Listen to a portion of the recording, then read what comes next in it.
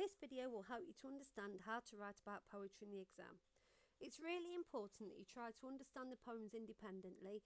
This will help you engage more with the ideas, methods and structure of the poems, and also help you to develop essential skills for the unseen section of the exam paper.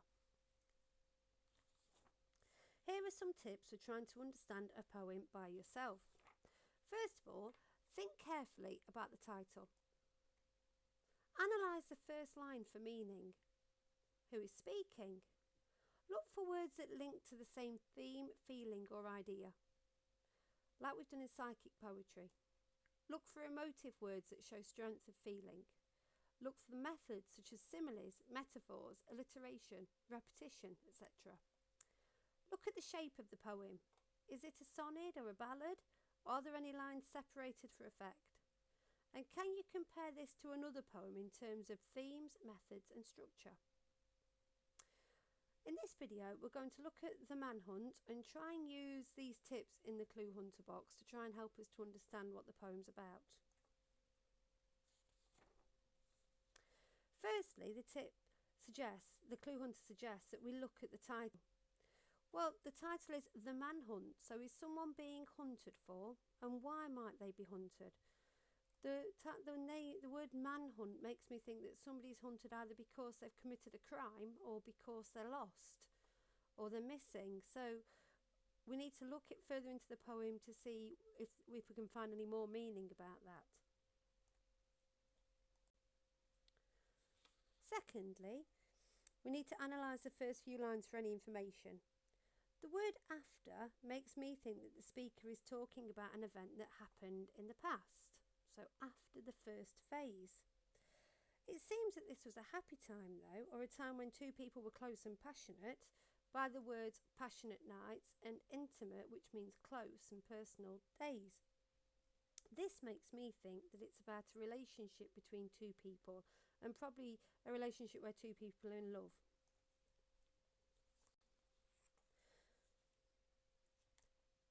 Then we move on to, only then would he let me trace the frozen river which ran through his face. Now the words only then make me think that the poem has changed tone.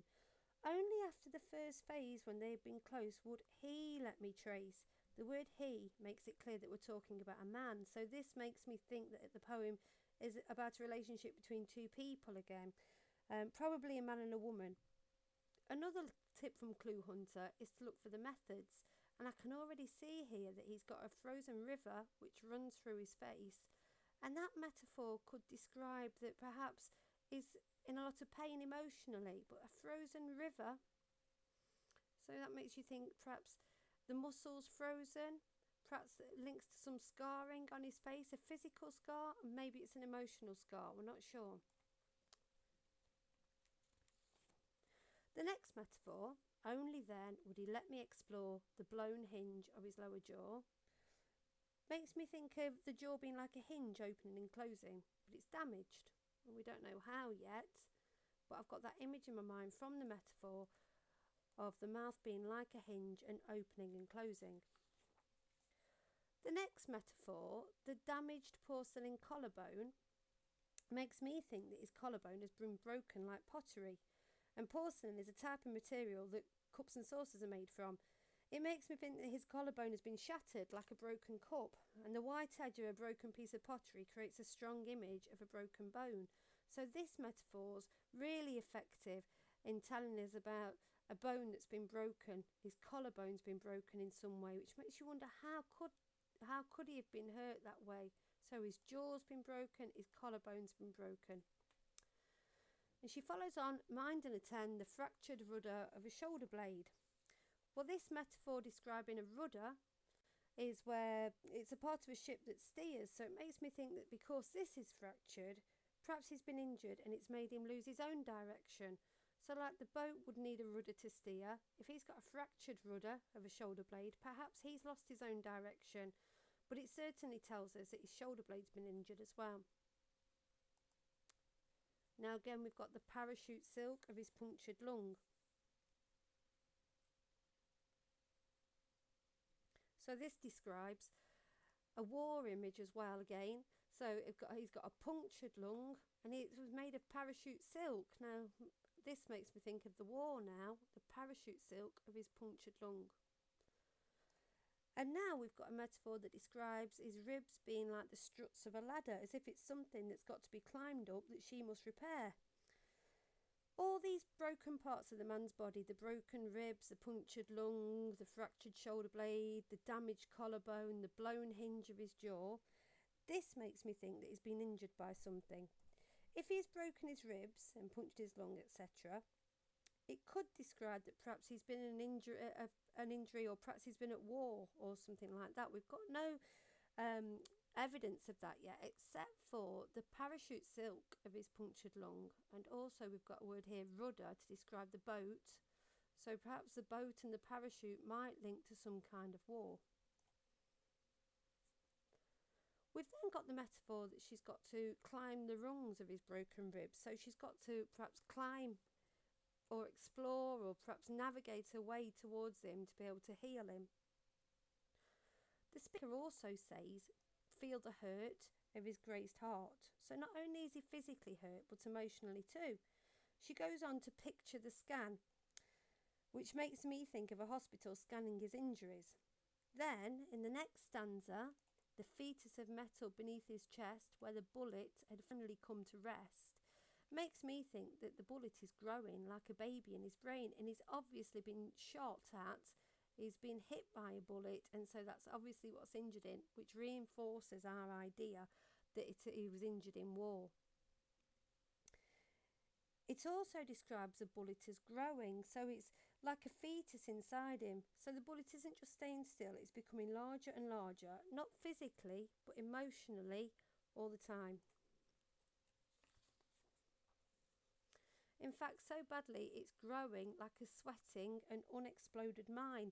Another war metaphor, because a mine is a bomb.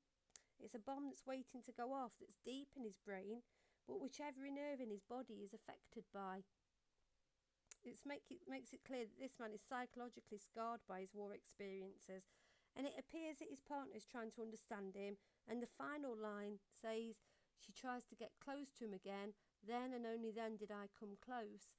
Shows that she wants to be near him again, she wants to understand him after his injuries at war, and these injuries aren't just physical injuries, but they're emotional and psychological injuries too. So even when he's returned from the war, after the first phase of passionate nights and intimate days when they were first back together, she then had to try and understand and explore the man that she loved, to try and understand who he was and what had happened to him and how he felt after the war.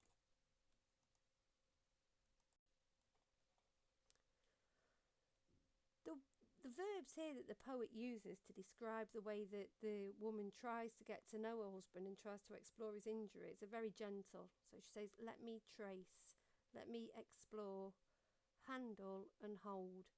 Mind, that means to be careful about something, and attend, which means to see to something. So if I attended to somebody's injuries, I'd be making sure that they're well and taking care of them. To finger and thumb, so to touch him. To bind the struts, so to carefully try and repair him. She wants to feel the hurt. And then she skirts along, which infers that she's kind of moving around him, trying not to upset him. Then she traced the scarring. So you can tell that the woman's trying to be very, very gentle with him, trying not to upset him, but also then trying to understand him. We've also got the metaphors that linked the war zone. So we've got these words, the blown hinge, the fractured rudder, the parachute, the bullet, the unexploded mine.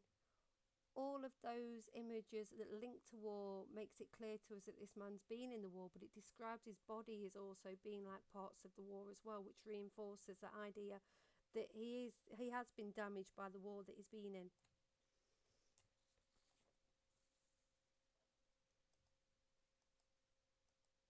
And the words underlined in red are adjectives to describe how he's been injured and affected. So he's been blown, damaged, fractured, punctured, broken, he's been grazed, he's been scarred. And so all of these link to groups of words. So I'm now looking for words that link to the same theme, feeling or idea. And just looking at those words, you can see that he's been grazed, been broken, he's been fractured. So Armitage is effectively telling us that he's been quite injured in war.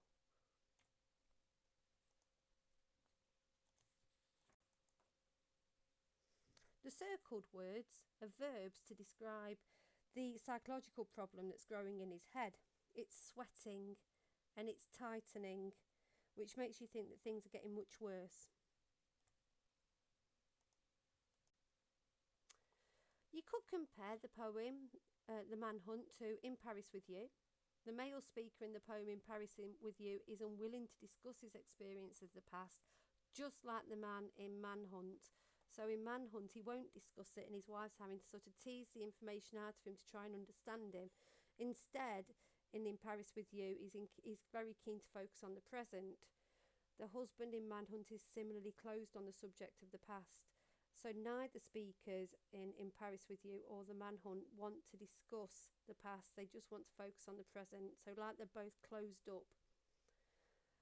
The Farmer's Bride and To His Coy Mistress. The Manhunt is written from the perspective of a woman exploring her feelings for her husband and their relationship.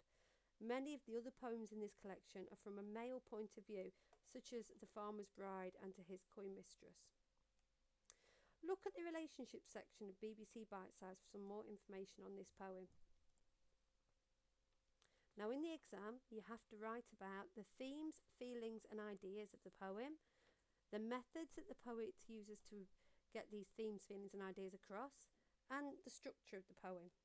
Pause the video and try and recall as much as you can about this poem and fill in each of the circles. Here are some ideas for you.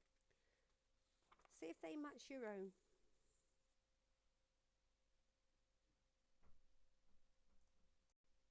The exam also asks us to compare poems. So I've just had a go at comparing it to In Paris With You using a Venn diagram.